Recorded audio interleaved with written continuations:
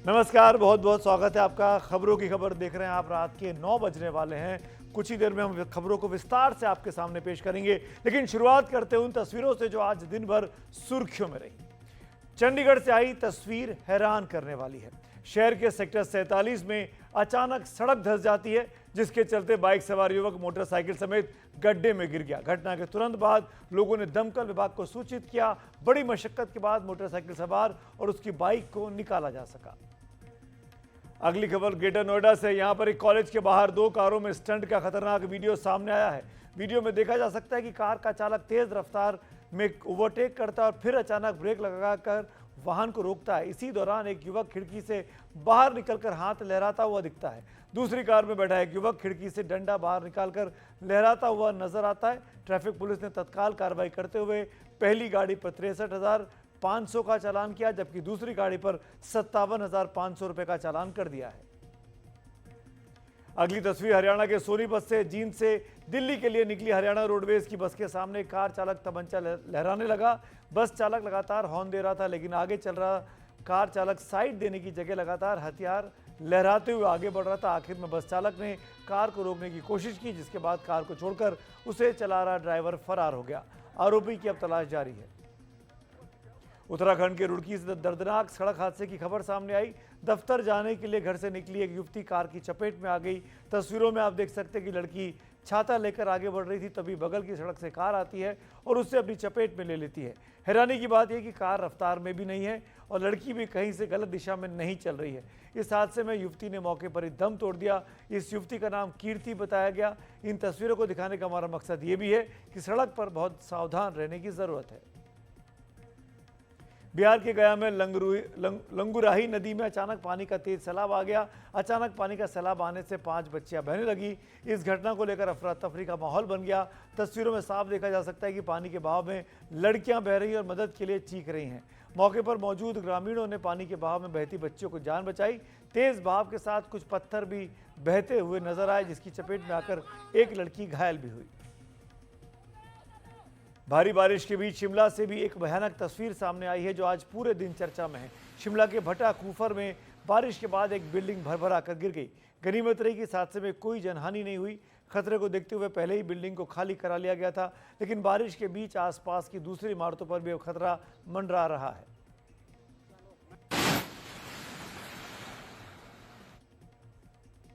लालू प्रसाद यादव के बड़े बेटे तेज प्रताप यादव की एक तस्वीर आज देखी गई। तेज प्रताप यादव आज अनुष्का यादव से मिलने उनके घर पहुंचे। आपको याद होगा, तेज प्रताप यादव ने कुछ दिनों पहले अनुष्का यादव और अपने रिश्तों को लेकर सोशल मीडिया के जरिए जानकारी दी थी। इस पूरे मामले के बाद तेज प्रताप यादव को पार्टी से निकाल दिया गया था। बताया जा रहा है कि आज करीब 5 घंटे तक अनुष्का यादव और तेज प्रताप यादव के बीच ये मुलाकात हुई है। अरे आए, हमारा पारिवारिक रिलेशन है भाई, इसलिए हम आए हैं यहाँ। कोई हमको रोकेगा थोड़े आने जाने से। अब सबसे मिलते जुलते रहते हैं, तब पारिवारिक रिलेशन है तो हम आए हैं यहाँ अपना।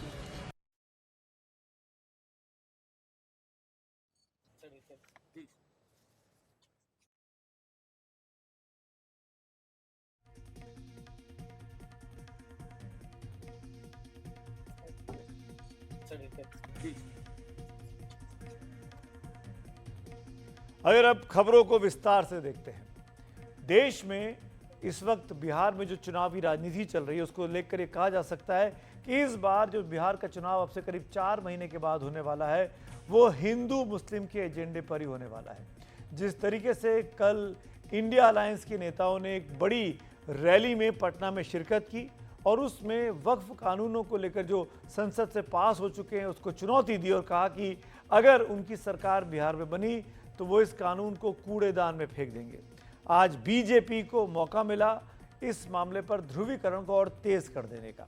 बीजेपी ने कहा कि जो बात आरजेडी, तेजस्वी यादव, कांग्रेस और सपा कर रही है वो दरअसल समाजवाद नहीं है, वो नमाजवाद है। वो एक खास कम्युनिटी को खुश करने की कोशिश में लगे हैं। तो हमने सोचा आज के बुलेटिन की शुरुआत इसी वक्फ से मामले से जुड़ी हुई तमाम बड़ी खबरों से करते हैं। पहले आपको दिखा देते हैं कि आखिरकार ये मामला है क्या।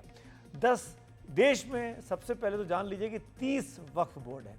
ये बोर्ड कृषि भूमि, इमारतें, दरगाह या मजार, कब्रिस्तान, ईदगाह, खानका, मदरसे, मस्जिद, स्कूल, दुकानें और कई अन्य संस्थाओं का प्रबंधन करती है। ये वक्फ बोर्ड का काम है।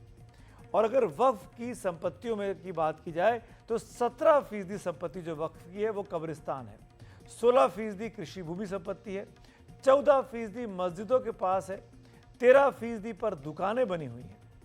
अल्पसंख्यक मामलों के मंत्रालय के मुताबिक सबसे ज्यादा 2,32,547 यानी करीब 27% संपत्तियां उत्तर प्रदेश के वक्फ बोर्ड के पास हैं। इसके बाद 9% पश्चिम बंगाल में आती हैं, 9% वक्फ की संपत्ति पंजाब में है, तमिलनाडु में 8%, कर्नाटक में 7%, केरल में 6%, तेलंगाना में 5% और अन्य राज्यों में बाकी 29% की संपत्तियां हैं। इसमें शिया और सुन्नी वक्फ बोर्ड दोनों के तहत आने वाली संपत्तियां शामिल हैं। और कई संपत्तियां ऐसी हैं जिन पर वक्फ बोर्ड द्वारा समय समय पर दावा किया जाता रहा है, लेकिन उनका विरोध भी हुआ है। जैसे महाराष्ट्र की बात करें, महाराष्ट्र में ऐसी कई संपत्तियां हैं। खुद मुस्लिम समाज से जुड़े लोग वक्फ बोर्ड के ऐसे दावों पर सवाल उठाते रहे हैं। जैसे मुंबई की मीनारा मस्जिद का मामला ही लीजिए, जिस पर वक्फ का अपना दावा है। करीब 150 साल पुरानी मीनारा मस्जिद ब्रिटिश दौर से ही एक ट्रस्ट के हाथ में है। मामला कोर्ट में है। आरोप लग रहे हैं कि ऐसी 50 मस्जिदों पर वक्फ बोर्ड की नज़र है। दरअसल इन वक्फ संपत्तियों में कई ऐसी हैं जो विवादित हैं, जिन पर अब अदालतों में सुनवाई भी चल रही है। और सरकार के मुताबिक वक्फ ट्राइब्यूनल के सामने 40,951 केस इस वक्त लंबित पड़े हैं, 40,000 से ज्यादा। इनमें 9,942 केस मुस्लिम समुदाय के लोगों के ही द्वारा वक्फ से जुड़ी संस्थाओं के खिलाफ किया गया है। यानी मुस्लिम ही अपने ऊपर जो वक्फ का कानून लागू होता है उसी के खिलाफ उन्होंने मुकदमा दायर किया हुआ है। वक्फ संशोधन बिल का मकसद इस लिटिगेशन को कम करना भी बताया गया है। सरकार का एक बड़ा तर्क है। अब सवाल यह है कि सरकार ने आखिर क्यों वक्फ कानून में संशोधन किया, नया कानून बनाने की नौबत क्यों आई। अब इसको भी जरा समझ लीजिए। सरकार का दरअसल मकसद है कि वक्फ की संपत्तियों के रखरखाव और प्रबंधन में जो खामियां और भ्रष्टाचार हैं उन्हें दूर किया जाए, पुराने कानूनों में जो कमियां रह गई हैं उन्हें दूर किया जाए और वक्फ बोर्ड की क्षमता को बेहतर बना दिया जाए। वक्फ बोर्ड की संपत्तियों के प्रबंधन में जवाबदेही और पारदर्शिता लाई जाए। वक्फ की परिभाषा को भी अपडेट किया जाए। वक्फ की संपत्ति के रजिस्ट्रेशन की प्रक्रिया में सुधार किया जाए। वक्फ के रिकॉर्ड के प्रबंधन में नई नई टेक्नोलॉजी का इस्तेमाल भी किया जाए। इसीलिए सरकार का कहना है कि वो वक्फ संशोधन कानून लेकर आई है। और आज इसी मामले को लेकर सरकार की जो पहल है और विपक्ष का जो हमला है उसी पर अब बात करते हैं। जिस तरीके से मैंने आपको शुरू में बताया कि कल विपक्षी नेताओं ने बड़ी रैली की और कहा कि वो इस कानून को कूड़ेदान में फेंक देंगे। तेजस्वी यादव ने बहुत साफ कहा कि वक्फ कानून एक अहम चुनावी मुद्दा होने जा रहा है। बीजेपी ने इसको आज समाजवाद बनाम नमाजवाद का नाम दे दिया। दरअसल ये पूरी लड़ाई 18% बिहार के मुस्लिम वोटों के लेकर है। आरजेडी चाहती है कि 18% वोट पर बिल्कुल उसकी पकड़ बनी रहे और बीजेपी चाहती है कि अगर 18% आरजेडी के पास चले भी जाएं, इंडिया अलायंस के पास चले भी जाएं, लेकिन बचे हुए 80-82% में कोई बंटवारा ना हो और वो बीजेपी के पीछे खड़े हो जाए। इसीलिए हम कह रहे हैं कि इस बार का चुनाव जो है वो हिंदू मुस्लिम के एजेंडे पर होना अब लगभग तय दिखाई दे रहा है। तो ये काला कानून लाया गया हमें परेशान करने के लिए, जलील करने के लिए। ये देश किसी के पास का देश नहीं है। ये एनडीए भाजपा की सरकार जाने वाली है। कानून गरीब आवाम की सरकार बनेगी। इस बिल को, इस कानून को बिहार राज्य जो है कूड़े के पार में फेंकने का काम करेगा। तेजस्वी यादव ने बिहार में चुनाव के लिए अपनी रणनीति को इस एक बयान से साफ कर दिया।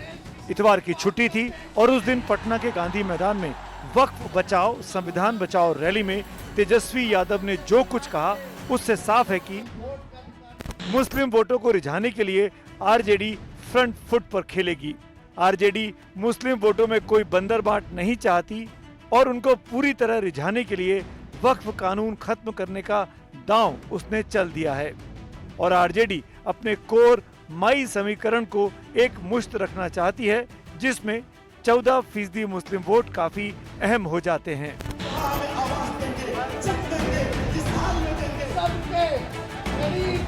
तेजस्वी के रविवार वाले तेवर बता रहे हैं कि वो मुसलमानों के लिए अपनी जगह वैसी ही बनाना चाहते हैं जैसी जगह 1990 में आडवाणी की राम रथ यात्रा को रोककर उनके पिता लालू प्रसाद यादव ने बनाई थी। लेकिन तेजस्वी ने अगर मुस्लिम वोटों को एकजुट करने के लिए वक्फ कानून हटाने वाला दांव चला है तो बीजेपी ने इसे मुस्लिम तुष्टीकरण से जोड़ दिया। कि चंद मुट्ठी भर सरमाएदारों के हक के साथ खड़े हैं जो कि मजहब का नाम लेकर उनका शोषण करना चाहते हैं। इसलिए राजद और सपा का समाजवाद कतई समाजवाद नहीं कहा जा सकता, जिसे आजकल सोशल मीडिया में इस प्रकार का एक वर्ड यूज होता है कि नमाजवाद कहा जाए तो अतिशयोक्ति न होगी। ये लड़के किनके हैं? लालू यादव के। लालू यादव कभी जयप्रकाश नारायण के आंदोलन से निकले थे, लेकिन भ्रष्टाचार के दलदल में फंस गए और परिवारवादी बन गए। तेजस्वी यादव परिवारवादी के बेटे हैं, परिवारवादी हैं। परिवारवादी बनते बनते अपने को समाजवादी कहने लगे। अब समाजवादी से ये नवाजवादी बन गए हैं और नवाजवादी बन करके हसीन सपने देख रहे हैं। बिहार में सरिया कानून लागू करेंगे, ये नवाजवादी मुंगेरी लाल के हसीन सपने देख सकते हैं, लेकिन इन नवाजवादियों को बिहार की जनता मुंगेरी लाल के हसीन सपने पूरे नहीं होने देंगे। सुधांशु त्रिवेदी के बयान से साफ है कि तेजस्वी के बयान ने बीजेपी को भी एक बड़ा मौका दे दिया है। अब उसके लिए हिंदू हित बनाम मुस्लिम तुष्टीकरण वाले ध्रुवीकरण का माहौल बन सकता है। ऐसे में जाति के आधार पर वोटों को बंटने से रोकने में बीजेपी कामयाब हो सकती है। इसीलिए बीजेपी ने तय किया है कि वो वक्फ कानून को अपने हिसाब से मुद्दा बनाएगी। इंडी गठबंधन के बिहार के नेता तेजस्वी यादव ने कहा कि हम संसद से पारित एक कानून को कूड़ेदान में फेंक देंगे। यह बहुत गंभीर विषय है।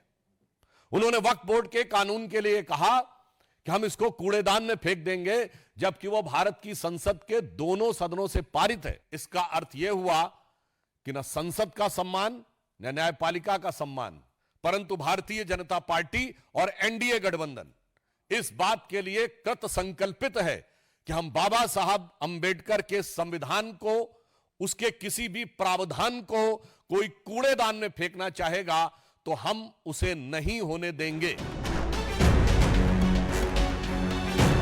बिहार में आज बीजेपी के साथ जिन पार्टियों का तालमेल है, उनकी समाजवादी और सेकुलर पृष्ठभूमि रही है।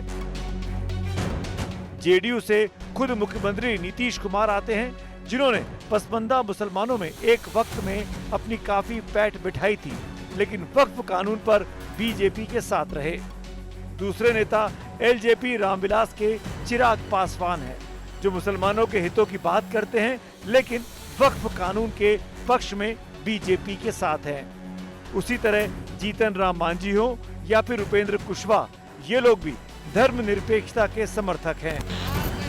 लेकिन तेजस्वी के वक्फ कानून खत्म करने के बयान से कोई इत्तेफाक नहीं रखता। ये वक्फ संशोधन जब ये आया, इसके ऊपर मेरी पार्टी ने विस्तार में चर्चा की और इसीलिए हम लोगों ने आग्रह किया था सरकार के सामने एक सहयोगी होने के नाते कि इसको एक कमेटी में भेजा जाए। सरकार ने ज्वाइंट पार्लियामेंट्री कमेटी इसके लिए गठित की, जिसकी हम लोगों ने स्वागत भी किया ताकि हर स्टेक होल्डर को मौका मिला अपनी बातें रखने का। जो संशोधन हम लोगों ने दिए वो संशोधन वहाँ पे स्वीकारे गए। आज की तारीख में मैं मानता हूँ कि जिस स्वरूप में इस बिल को लाया गया, ये एब्सोल्युटली पुअर मुसलमान है, गरीब मुसलमानों के हक में किए गए ये संशोधन है। मुट्ठी भर मुसलमान जिनके हाथों में एक बड़ी संपत्ति थी, उसको कैसे फर्दर बाकी मुसलमानों में डिस्ट्रीब्यूट किया जाए, उसको लेकर ज़बरदस्ती आपकी संपत्ति को ना ले लिया जाए, उसको लेकर इसमें बदलाव किए गए हैं। हर वो मुसलमान जो इसको पढ़ेगा समझेगा। ये तेजस्वी यादव भ्रम फैला रहे हैं जाकर के, ऐसी कोई बात है नहीं। और वक्फ जो बिल का संशोधन किया है पार्लियामेंट के पास किया गया है, वो एक अच्छा कदम है। इससे बड़ी आबादी मुसलमानों में जो गरीब लोग हैं, महिलाएं हैं, विधवा हैं, उनको फ़ायदा होगा। चंद मुट्ठी भर लोगों का जो कब्जा था, कब्जा खत्म होगा। आम लोगों के लिए वक्फ की आमदनी उनकी संपत्ति का इस्तेमाल करने का काम करेंगे। ये उन लोगों को गुमराह कर रहे हैं। मुसलमान समझ गए हैं। मैं समझता हूँ आने वाले समय में सच्चाई सामने आएगी।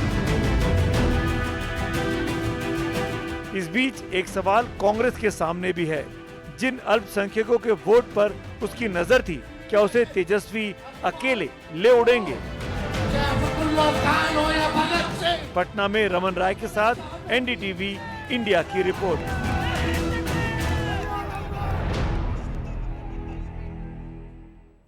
और इस राजनीतिक बयानबाजी के बाद हमने सोचा कि क्यों ना बात की जाए एक ऐसे व्यक्ति से जो संविधान के विशेषज्ञ, उनसे समझा जाए वक्फ कानून की खूबियों और खामियों के बारे में। मेरे साथ इस वक्त संविधान के विशेषज्ञ प्रोफेसर फैजान मुस्तफ़ा साहब जुड़ रहे हैं। बातचीत शुरू करूं उसके पहले बता देना चाहता हूं कि फैजान मुस्तफ़ा उन गिने चुने विशेषज्ञों में से एक हैं जिन्होंने संसद की स्टैंडिंग कमेटी के सामने जाके लंबा चौड़ा प्रेजेंटेशन दिया था जब वक्फ संशोधन कानून पे चर्चा चल रही थी। बहुत बहुत शुक्रिया हमसे बात करने के लिए फैजान साहब, वक्त निकालने के लिए। पहला सवाल तो बहुत सीधा सा है, अगर जिस तरह की बातचीत चल रही है, सरकार का ये कहना है, बीजेपी का ये कहना है कि वक्फ की संपत्तियों का बेजा इस्तेमाल होता आया था, कुछ खास लोगों ने इस पर कब्जा कर लिया था, क्या ये बात सच है? अब ये बात कि क्या वक्फ का मिसयूज हुआ है, तो जवाब बिल्कुल है कि यकीनन हुआ है। अकबर के जमाने में आप सोचिए, इस पर इंक्वायरी बैठाई गई थी। वक्फ के हालात अगर खराब हैं, वक्फ से जितना फायदा होना चाहिए उतना फायदा अगर नहीं हुआ, तो इसके लिए जिम्मेदारी जाहिर है कि वक्फ बोर्ड की है। उसमें कानून ने कितना रोल अदा किया, ये एक अलग प्रश्न है।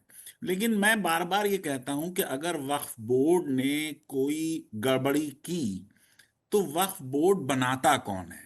वक्फ बोर्ड के ज्यादातर मेंबर्स सरकार बनाती है। तो अगर सरकार गलत लोगों को अपॉइंट करती है और फिर कहे कि वक्फ बोर्ड ने गड़बड़ की, ये बात सही नहीं है।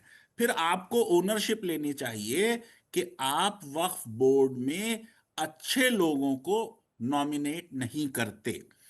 दूसरा सवाल यह होगा कि क्या इस लॉ से वक्फ लॉ का मैनेजमेंट बेटर होगा? उसमें प्रश्न चिन्ह यह है कि जब वक्फ बोर्ड की शक्तियां कम कर दी जाएंगी तो फिर कैसे मैनेजमेंट बेटर होगा? जी, अब ये बताइए, अगर हम दोनों पक्ष की बात करें, मैं जानता हूं कि आप राजनीतिक सवालों के जवाब नहीं देंगे, आप तो अकेडमिशियन हैं, लेकिन मैं ये जानना चाहूँगा आपसे प्रोफेसर साहब, अगर दोनों पक्षों की बात करें तो दोनों पक्षों में तर्क दिखाई देता है, चाहे सत्ता पक्ष की बात हो चाहे विपक्ष की बात हो। सवाल मेरा ये है, आपका एक आर्टिकल मैंने पढ़ा था, आपने लिखा था कि यूनिफॉर्म सिविल कोड अगर ले आते इस बहाने से तो किसी के मन में कोई मुटाव नहीं होता, तो क्या वो एक तरीका हो सकता था? प्रश्न ये है कि मैं बार बार ये बात आपके चैनल पे कह रहा हूं और लोग सुन नहीं रहे हैं, एक मौका था यूनिफॉर्म सिविल कोड लाने का कि जितने भी धर्मों के धार्मिक प्रॉपर्टीज हैं उनके लिए एक समान कानून बना दिया जाता।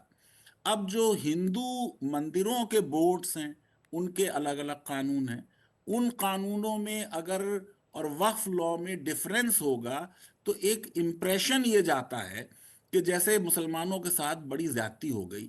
सरकारों को ये भी देखना चाहिए कि परसेप्शन क्या बनता है। अब एक तरफ परसेप्शन ये कि मुसलमानों को ठीक कर दिया है हमने, उससे जरा सा वोट कुछ मिल जाते हैं मेजॉरिटी कम्युनिटी के, लेकिन दूसरी तरफ ये परसेप्शन जा रहा है कि साहब देखिए मुसलमानों की रिलीजियस प्रॉपर्टी, जो उनकी प्राइवेट प्रॉपर्टी है, उनकी अपनी प्रॉपर्टी है, उस पे भी जो उनका हक संविधान ने दिया है उस पर अंकुश लगाए जा रहे हैं। बहुत बहुत धन्यवाद फैजान साहब, आपने ना कहते हुए भी सब कुछ कह दिया, शुक्रिया, थैंक यू सो मच। और इसी बारे में जो कुछ बात आज शुरू हुआ, बीजेपी ने हमला किया, समाजवाद बनाम नमाजवाद का इसको नारा दे दिया और रंग दे दिया कि पूरा का पूरा चुनाव जो है आरजेडी की कल की रैली के बाद कि अब तो ये हिंदू मुसलमान हो गया है। तो हमने कुछ देर पहले बीजेपी के प्रेस कॉन्फ्रेंस के बाद मैंने आरजेडी के सांसद मनोज झा से बातचीत की थी। उस बातचीत का एक बहुत छोटा सा अंश आपको सुनवाता हूँ। हमारे साथ इस वक्त आरजेडी के सांसद मनोज झा साहब जुड़ रहे हैं, मनोज कुमार झा, जो कि इस मुद्दे पर बात करेंगे कि वक्फ कानून को लेकर बीजेपी ने जैसे पलटवार किया है उस पर अब आरजेडी क्या कहेगी। बहुत बहुत धन्यवाद मनोज भाई बात करने के लिए।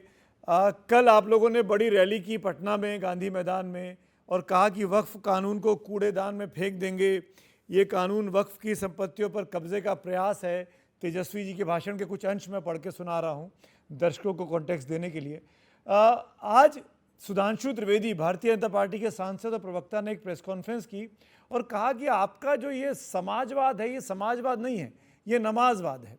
आप ऐसे नियम तो टर्की में लागू भी नहीं है, पाकिस्तान में भी नहीं है, सऊदी अरब में भी नहीं है, जैसे नियम हिंदुस्तान में समाजवादी पार्टी लागू और आरजेडी लागू करना चाहती है। आपका जवाब।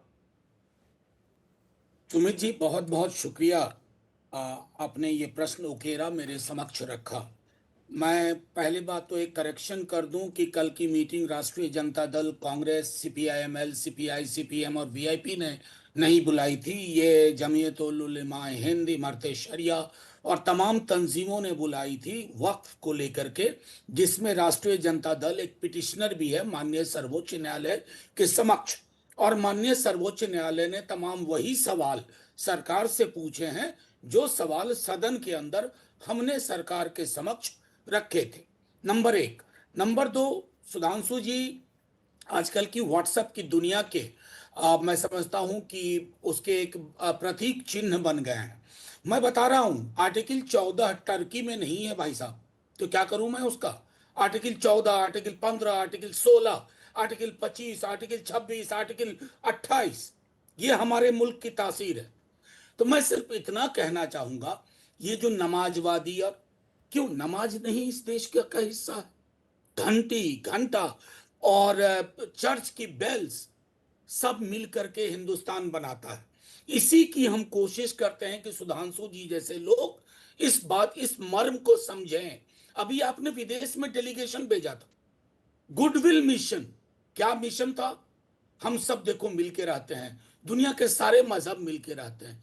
ये मेजॉरिटेरियन संकीर्ण दायरे की सोच लेकर के डेलीगेशन नहीं गया था। डेलीगेशन में तो उन लोगों के भी आप क्या ये कह रहे हैं मनोज भाई कि नमाजवाद कहकर एक खास कम्युनिटी को टारगेट कर रही है सुधांशु त्रिवेदी और उनकी पार्टी, मुस्लिम कम्युनिटी को? और ये बहुसंख्यक देश की पहचान नहीं है? मैं सिर्फ एक कहना चाहता हूं, यहां मेजॉरिटी और मेजॉरिटेरियनिज्म में फर्क है सुमित जी। पूरी दुनिया इस फर्क को जानती है। मेजॉरिटी सरकार चलाने के लिए आवश्यक है, मेजॉरिटेरियनिज्म किसी भी देश और किसी भी सरकार के लिए उचित नहीं है।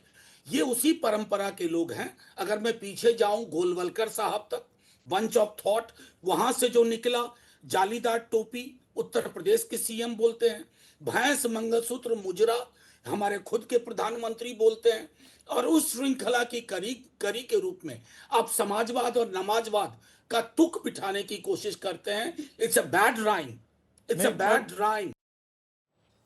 आइए आगे बढ़ते हैं।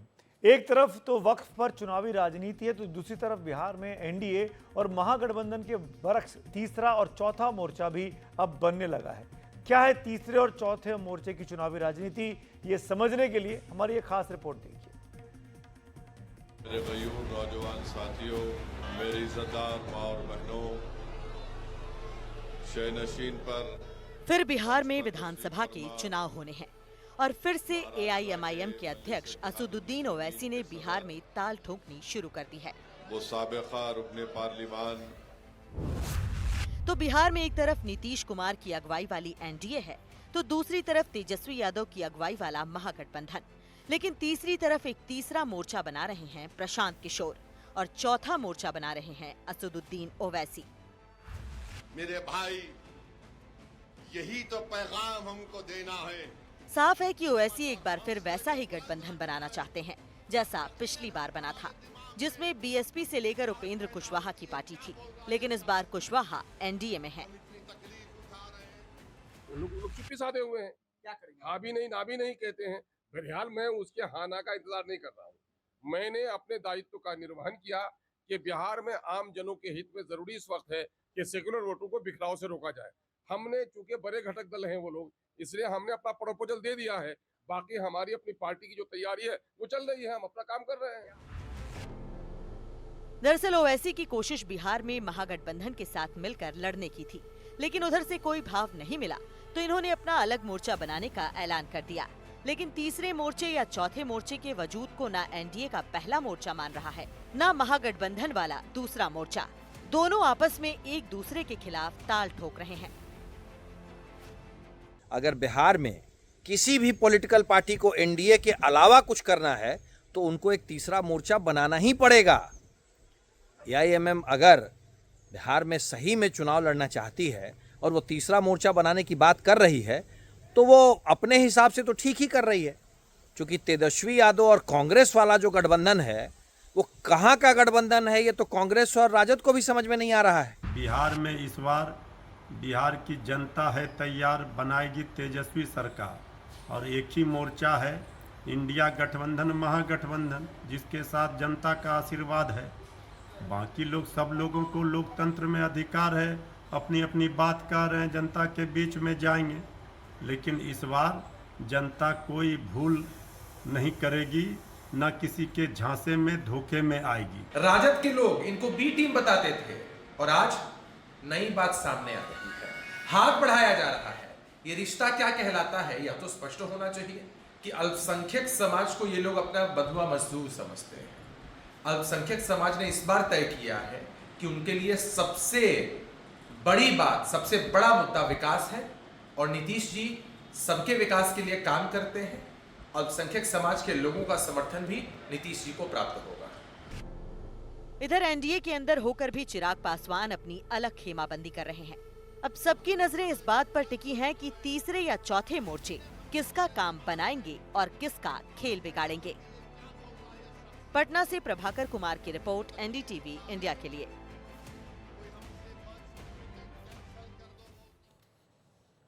महागठबंधन की तरफ से मुख्यमंत्री पद के दावेदार तेजस्वी यादव ने वक्फ कानून को कूड़ेदान में डालकर ये साफ कर दिया कि मुस्लिम वोट उनके लिए कितना अहमियत रखता है। दरअसल बिहार में मुस्लिम आबादी करीब 17.7% की है। अगर विधानसभा सीटों की बात करें तो 20% से ज्यादा मुस्लिम आबादी वाली विधानसभा सीटें 87 हैं। वहीं 15 से 20% मुस्लिम आबादी वाली विधानसभा सीटें 47 हैं। अगर पिछले विधानसभा चुनाव की तरफ देखें तो महागठबंधन को 76% मुस्लिम वोट मिले थे, जबकि एनडीए को 5%, एलजेपी को 2% और अन्य को 17% वोट मिले थे।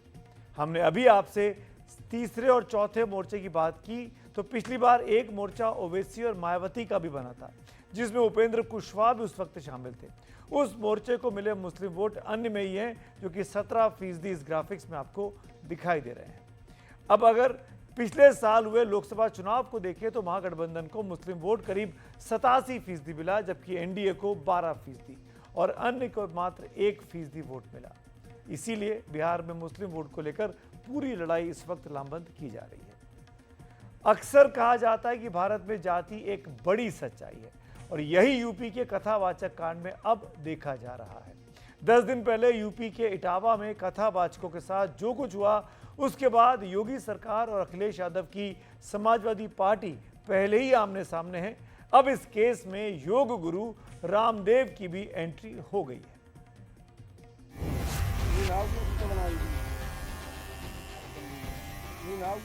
इटावा में एक यादवों के बालक की पकड़ कर चोटी खाई थी। बोले तू भगवान की कथा नहीं करेगा।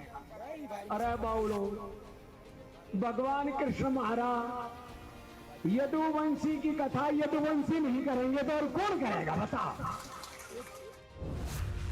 यदुवंशी की कथा यदुवंशी नहीं करेंगे तो कौन करेगा। इस बयान के साथ ही उत्तर प्रदेश के इटावा में कथावाचकों के साथ हुई मारपीट और बदसलूकी के मामले में योग गुरु रामदेव की भी एंट्री हो गई।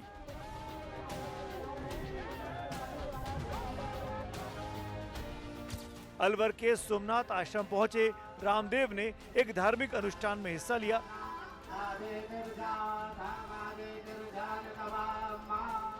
108 कुंडों वाले यज्ञ में पूर्ण आहुति दी। भगवान कृष्ण को यादवों का भगवान बताया और इटावा के कथावाचक कांड पर ऐसी बात बोली जो जंगल में आग की तरह फैल गई।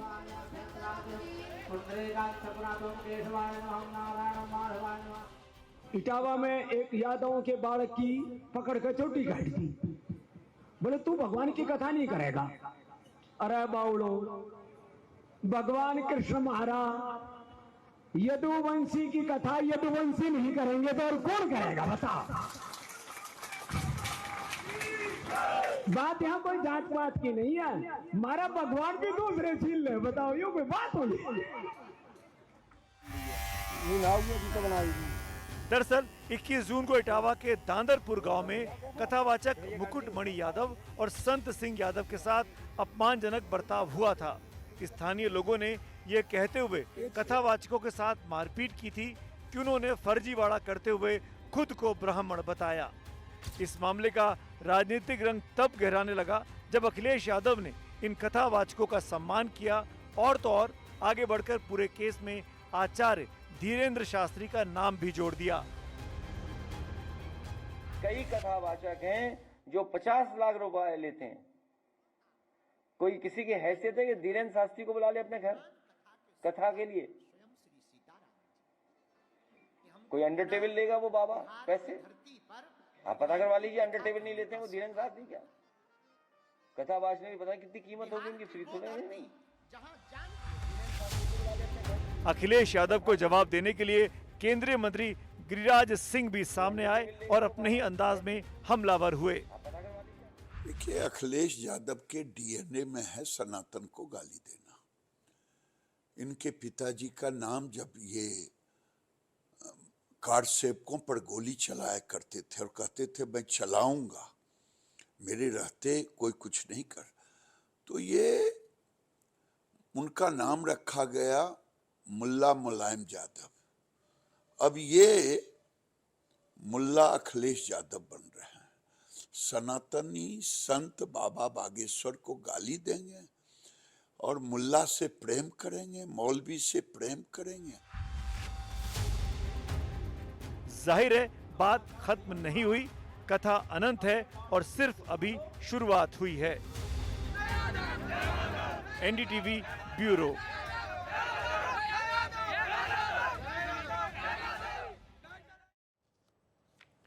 कोई घटनाक्रम अगर सियासत से जुड़ जाता है तो वो अनंत कथा में तब्दील होने लगता है।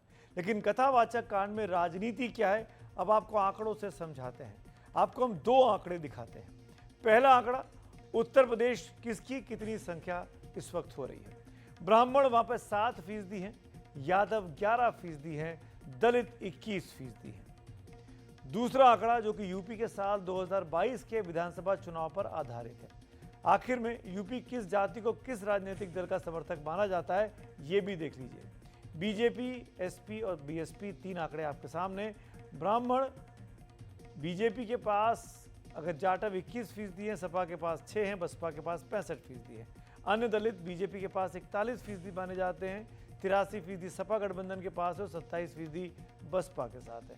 ये मोटा मोटी आंकड़ा है जातीय समीकरणों का उत्तर प्रदेश में। लेकिन इस बीच में एक और कंट्रोवर्सी हुई जब इस पूरे विवाद में अखिलेश यादव कूदे और उन्होंने धीरेन्द्र शास्त्री जो कि बाबा बागेश्वर हैं उनका नाम लेकर इल्ज़ाम लगा दिया कि आजकल बाबा तो कथा करने के लिए लाखों रुपए लेते हैं, 50 लाख रुपए तक कथा वाचन में लेते हैं।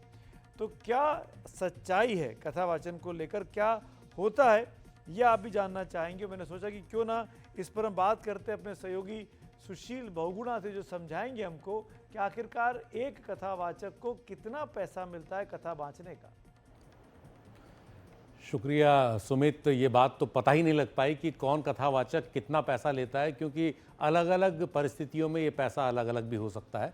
लेकिन हमने ये जानने की कोशिश की कि जो धर्मगुरु हैं वो कितनी बड़ी दौलत पर बैठे हुए हैं, कैसे वो आगे बढ़े, क्या क्या उनके पास चीज़ें हैं।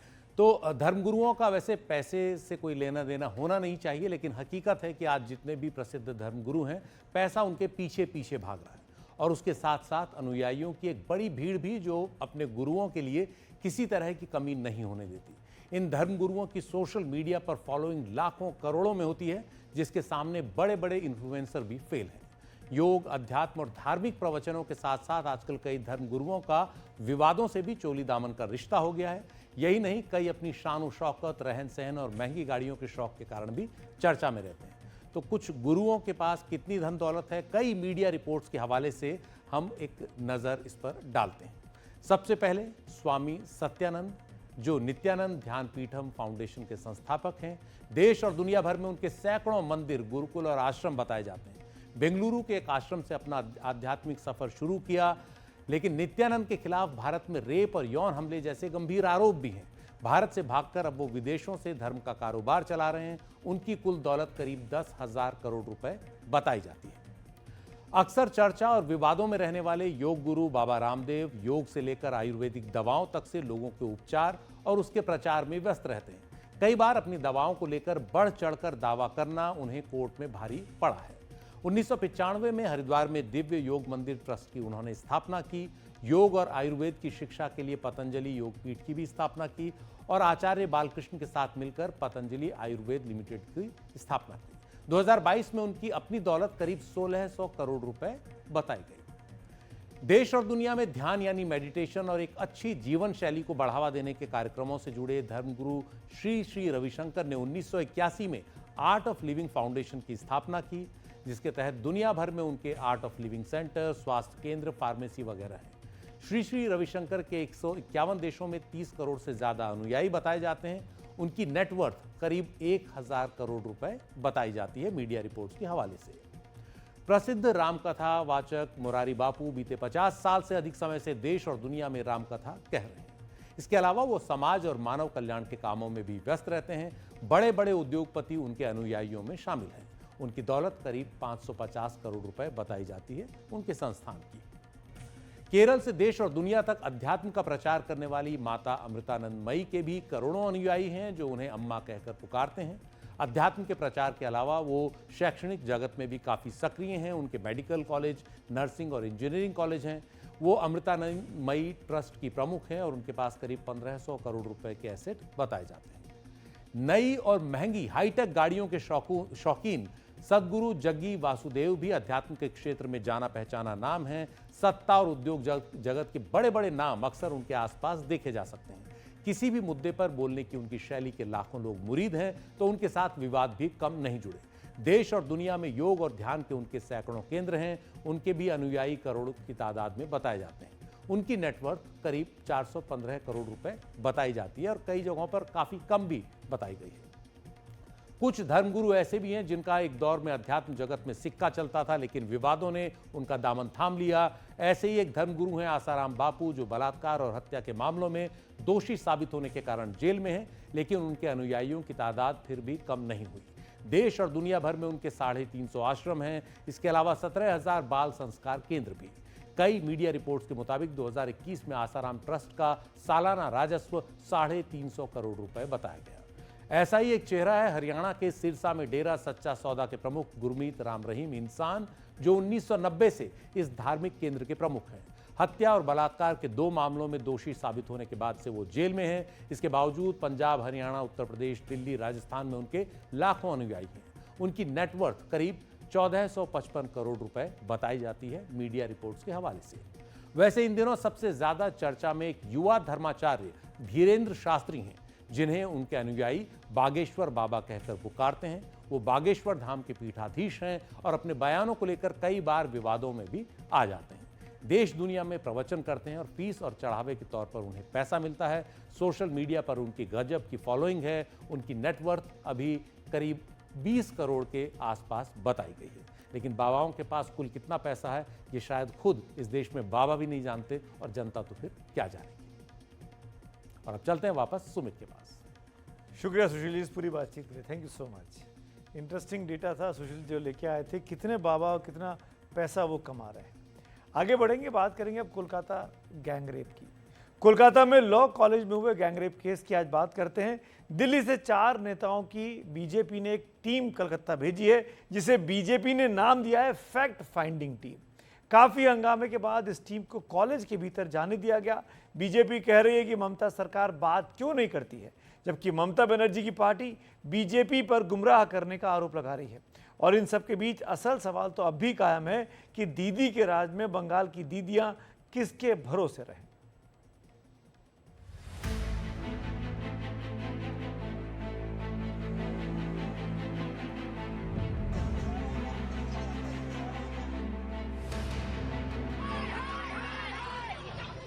कोलकाता गैंगरेप केस ने बंगाल का सियासी तापमान भी बढ़ा दिया है।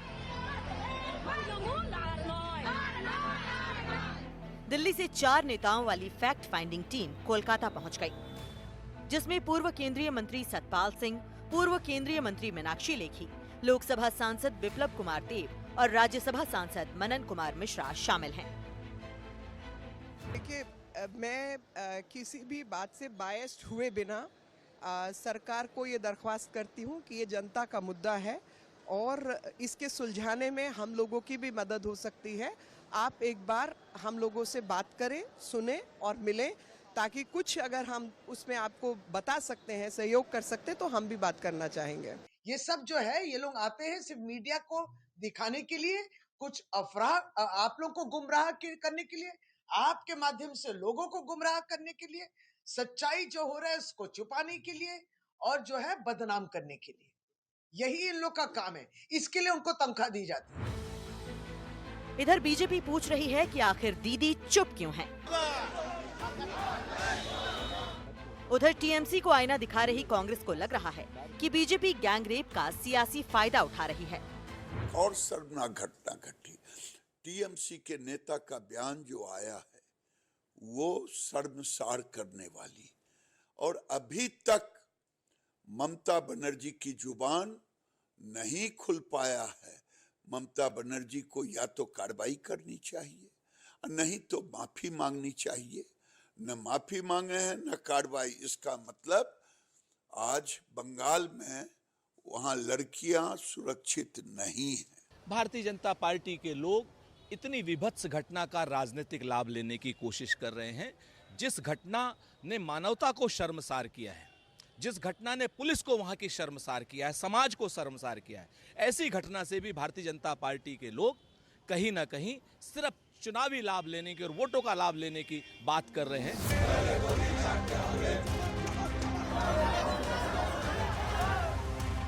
इस बीच टीएमसी के नेताओं के अजीब बयान और पार्टी के भीतर मचा घमासान समझ से परे है।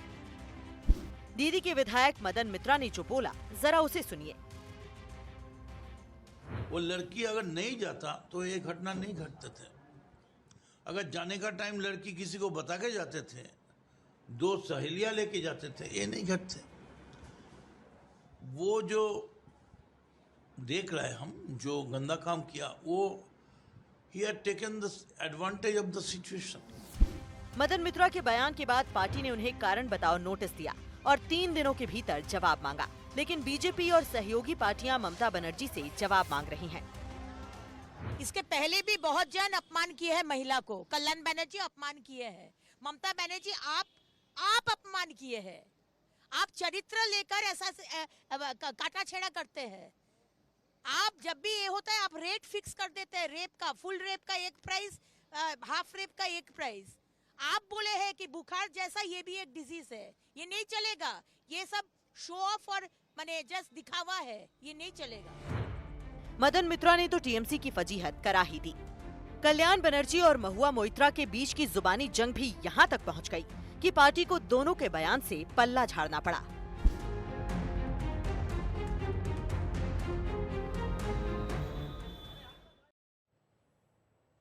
और अब बात कर लेते हैं अभिनेत्री शेफाली जरीवाला की मौत के मामले की। लगातार 2 दिन बीत चुके हैं, अभी तक शेफाली जरीवाला की जो पोस्टमार्टम रिपोर्ट आनी थी वो नहीं आई है।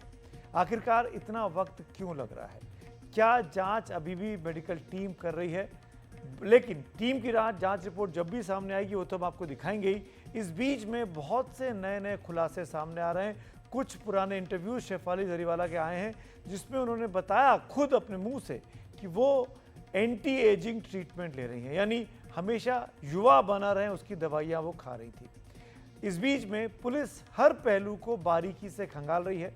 पुलिस के सूत्रों की माने तो शेफाली जरीवाला लंबे वक्त से एंटी एजिंग यानी हमेशा युवा बना रहने की दवाइयाँ, मल्टीविटामिन और स्किन वाइटनिंग दवाएं बिना डॉक्टर की निगरानी के ले रही थी। स्किन वाइटनिंग मतलब शरीर पे सफ़ेद रहे, शरीर का रंग जो है वो श्वेत बना रहे, श्याम ना हो। पुलिस को उनके घर से कई ऐसी दवाएं मिली हैं जिससे ये आशंका जताई जा रही है कि ये दवाएं उनकी जो डोजेस थी, क्योंकि वो बगैर किसी डॉक्टर की सलाह पर ले रही थी, जैसा कि सूत्र बताते हैं, ये भी एक उनकी मौत की वजह हो सकती है और मेडिकल टीम्स इसी की जांच कर रही हैं। फ्रिज, ड्रॉर, टेबल पर ढेरों दवाएं मिली हैं। एंटी एजिंग दवाएं भी पुलिस के हाथ लगी हैं। ग्लूटाथियोन की डोज पुलिस को मिली है। मल्टीविटामिन की तरह तरह की गोलियां मिली हैं। स्किन वाइटनिंग की दवाएं मिली हैं। पेंडी जो कि एक गैस की दवा होती है एसिडिटी को दूर करने की, ये भी उनके घर से बरामद हुई है। कई बार पेंडी डॉक्टर्स लिखते हैं क्योंकि दवाई खाने से आपको एसिडिटी की दिक्कत हो जाती है। तो ये तमाम दवाइयाँ पुलिस ने अपने इस वक्त कब्जे में ली हुई हैं और इनके आधार पर अब ये जांच चल रही है कि आखिरकार इससे क्या नुकसान हो सकता है। अब इसको लेकर यानी एंटी एजिंग दवाओं और ट्रीटमेंट को लेकर एक्सपर्ट की क्या राय है? क्या अगर आप एंटी एजिंग ट्रीटमेंट ले रहे हैं, क्या आप हमेशा युवा बना रहने की कोशिश में लगे हुए हैं, कोई दवाइयाँ ले रहे हैं, कोई इंजेक्शन ले रहे हैं, क्या इससे आपकी सेहत पर असर पड़ता है? क्या इससे आपकी मौत भी हो सकती है? आइए सुनते हैं डॉक्टर्स का क्या कहना है। ग्लूटाथियोन एक ऐसी चीज है जिसका साइड इफेक्ट है गोरा होना। इसको दिया जाता है जब लोगों को बहुत भयंकर वाला कैंसर हो, उसके जो ट्रीटमेंट दिया जाता है कैंसर के, उन दवाइयों के साइड इफेक्ट हटाने के लिए। तो अगर कोई ग्लूटाथियोन से किसी को हेल्थ इश्यूज आ रहे हैं तो इसका मतलब या तो प्रोडक्ट नकली है या डॉक्टर नकली है। डॉक्टर को ये नहीं पता क्या डोजेज देनी है, या आप नकली हैं, आपने डॉक्टर को नहीं बताया, कल किसी और डॉक्टर पे गए, आज आप किसी और पे आए, ऐसा भी होता है। और हम जैसे जो सीजन्ड डॉक्टर्स हैं जिन्हें बहुत एक्सपीरियंस हो गया, हम जज भी कर लेते हैं, हम उन पेशेंट्स को डांटते हैं। मैंने अपने क्लिनिक पे शायद जितना ट्रीटमेंट्स किए हैं कॉस्मेटिक के, उतने ही ट्रीटमेंट्स को मना भी किया है। और ये बात तो बिल्कुल फैक्ट है कि दवाएं जो हैं वो डॉक्टर के परामर्श पर ही आपको लेनी चाहिए। ये नहीं हो सकता कि आप दवाएं अपनी मर्जी से लेने लगें, और ख़ासकर वो दवाएं जो ख़तरनाक साबित हो सकती हैं। और एक बात और मैं आपको बहुत क्लियर कर रहा हूँ, भारत में ये सख्त कानून है कि आप युवा बने रहने का या दवा खा के गोरा हो जाने की जो दवाइयाँ होती हैं, ऐसा कोई विज्ञापन भी नहीं कर सकते। इसको लेकर भी सख्त कानून है, लेकिन इसके बावजूद भी लोग बाग उस तरफ आकर्षित होते हैं और दवाइयाँ भी बनती हैं, विज्ञापन भी बनते हैं और लोग बाग उसको कंज्यूम भी करते हैं। जवान और खूबसूरत दिखने के लिए लोग अक्सर एंटी एजिंग ट्रीटमेंट लेते हैं। जल्दी परिणाम के लिए लोग दवाइयों का सहारा लेते हैं, लेकिन इससे हमारे शरीर में कितने दुष्प्रभाव हो सकते हैं, इसके बारे में आपको जानना चाहिए। Anti aging therapy side effect कम नहीं करती है। हार्मोनल प्रॉब्लम इससे हो सकती है, लिवर डैमेज हो सकता है, किडनी फेलियर की समस्या सामने आ सकती है, कुछ केसेस में तो कैंसर के डिटेक्शन भी हुआ है, हार्ट अटैक की समस्या हो सकती है, त्वचा से संबंधित बीमारियां भी हो सकती हैं इन दवाइयों के लेने से। अगर आपके शरीर में प्रतिरोधक क्षमता कम है तो ये दवाइयां और इनका असर बहुत तेजी से आपके शरीर पर विपरीत असर भी डाल सकता है। बॉलीवुड और फिल्म इंडस्ट्री में अच्छा और जवान दिखने का दबाव बहुत ज़्यादा है। इस इंडस्ट्री से जुड़ा लगभग हर शख्स अच्छा, सुंदर और जवान दिखना चाहता है, लेकिन इसके पीछे कारण हो सकते हैं। एक बार इन पे नजर डालते हैं। दर्शकों की अपेक्षाएं एक बड़ा कारण है। दर्शक अक्सर सितारों से परफेक्ट और आकर्षक उनको देखना चाहते हैं। जवान और खूबसूरत दिखना स्टारडम और लोकप्रियता का प्रतीक माना जाता है। एक और वजह है प्रतिस्पर्धा और करियर की लंबाई। बॉलीवुड में नए और युवा कलाकार लगातार आते हैं, जिससे पुराने सितारों को अपना दबदबा बनाए रखने के लिए जवान दिखना ज़रूरी हो जाता है। मीडिया और सोशल मीडिया का प्रभाव होता है। सोशल मीडिया पर सितारों की हर तस्वीर और वीडियो की बारीकी से जांच होती है। ट्रोलिंग और नकारात्मक टिप्पणियां सितारों पर अपनी छवि बनाए रखने का दबाव डालती हैं। और इसी नोट पर जिस तरह की ये परेशानियां होती हैं और उससे सितारे जूझते हैं, और फिर क्या होता है ये हमने देखा। कितने जवान सितारे हमारे बीच से अचानक चले गए, सिद्धार्थ शुक्ला से लेकर के से लेकर शेफाली जरीवाला तक। और अब धोनी फैंस के लिए अच्छी खबर, कैप्टन कूल धोनी को कहा गया और अब लगता है कि ये उपाधि परमानेंट भारतीय क्रिकेट टीम के पूर्व कप्तान महेंद्र सिंह धोनी के साथ चिपक जाएगी। दरअसल धोनी ने खुद कैप्टन कूल शब्द को ट्रेडमार्क कराने के लिए आवेदन कर दिया है, जिसे ट्रेडमार्क रजिस्ट्रेशन पोर्टल के अनुसार इस आवेदन को स्वीकृत स्थिति में रखा गया है। ये उपाधि मैदान पर महेंद्र सिंह धोनी के शांत स्वभाव और संतुलित रवैये के लिए उन्हें लगातार दी जाती रही, जब तक वो क्रिकेट खेलते रहे या क्रिकेट नहीं भी खेलते हैं।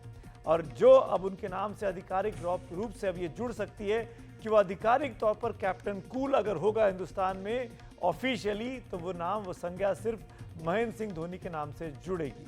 16 जून को इसे आधिकारिक ट्रेडमार्क जनरल में प्रकाशित किया गया था। यह आवेदन 5 जून को जमा किया गया था।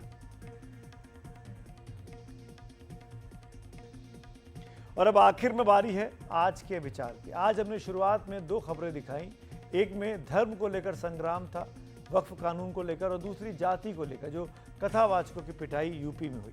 तो आज का विचार इन्हीं 2 चीजों से निकलकर मंथन के बाद आया है। जाति और धर्म हमारे समाज की सच्चाई जरूर है, लेकिन सबसे ऊपर दरअसल इंसानियत है। जैसा कि बाबा साहब भीमराव अंबेडकर ने भी कहा था कि लोकतंत्र सिर्फ शासन की व्यवस्था भर नहीं है, ये अनिवार्य रूप से सभी नागरिकों के प्रति सम्मान का भाव भी है। आज इसी नोट पर, इसी सकारात्मक नोट पर खबरों की खबर के यहाँ पे समापन करेंगे। बहुत बहुत शुक्रिया। थैंक्स। शुभ रात्रि।